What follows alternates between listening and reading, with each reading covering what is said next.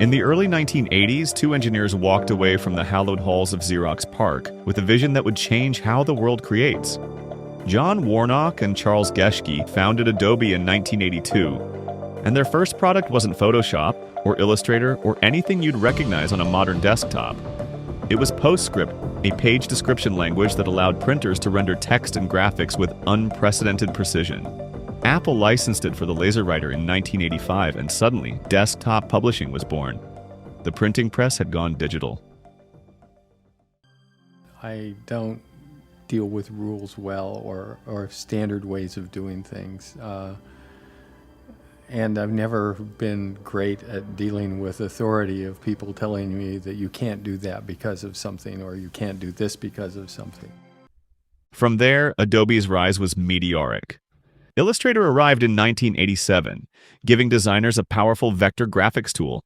In 1989, Adobe acquired a little program called Photoshop, releasing it in 1990, and the creative world would never be the same. By the mid-90s, the PDF format, also an Adobe creation, became the universal standard for sharing documents.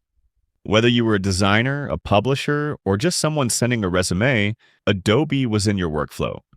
Through the 1990s and 2000s, Adobe expanded aggressively. Premiere Pro and After Effects became staples for video editors. InDesign replaced Quark Express as the layout tool of choice.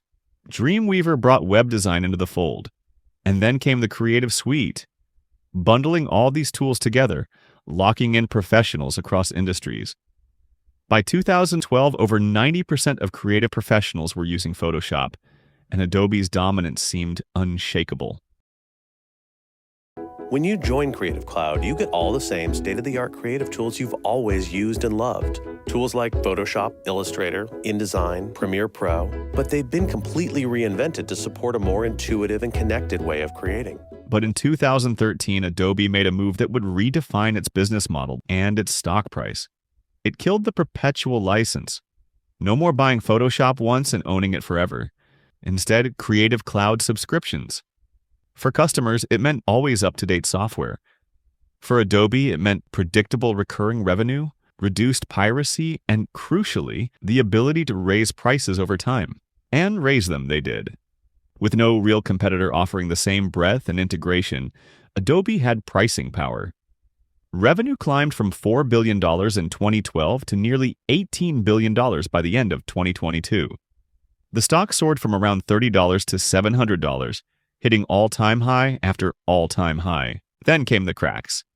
After the COVID market crash in 2020, Adobe recovered quickly, but it never regained the euphoric highs of late 2021. Growth guidance began to slow. Investors started to wonder if the subscription gold rush was peaking. Calls Adobe being a victim of creative destruction, moat being eroded, just talking about multiple needs to deserve, more contraction, and obviously this is downgraded from neutral to sell. And then the AI revolution hit.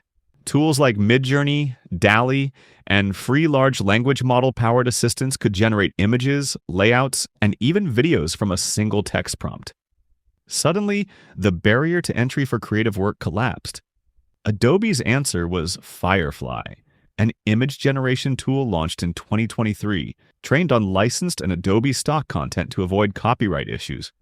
But while ethically sound, early versions lagged behind Midjourney in quality and style.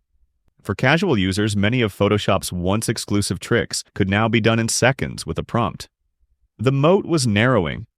Financially, Adobe remains a juggernaut.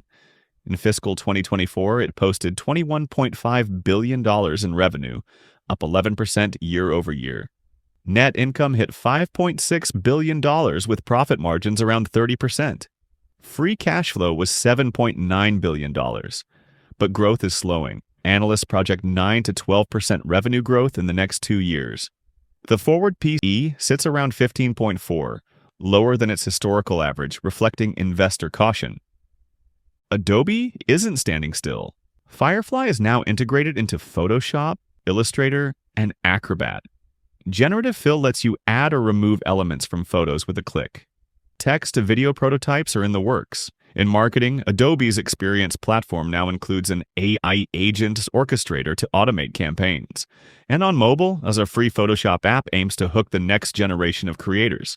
So, is Adobe still a good investment? The bull case says yes. Deep integration into professional workflows, unmatched brand loyalty, and the cash flow to invest heavily in AI. The bear case warns of slowing growth, rising competition, and a valuation that still assumes Adobe will out-innovate the disruptors. As of now, Wall Street's consensus is a moderate buy, with an average price target around $490. From PostScript to Photoshop, from Creative Suite to Creative Cloud, Adobe has shaped the way the world creates. But in the age of AI, the question isn't whether Adobe can keep making great tools.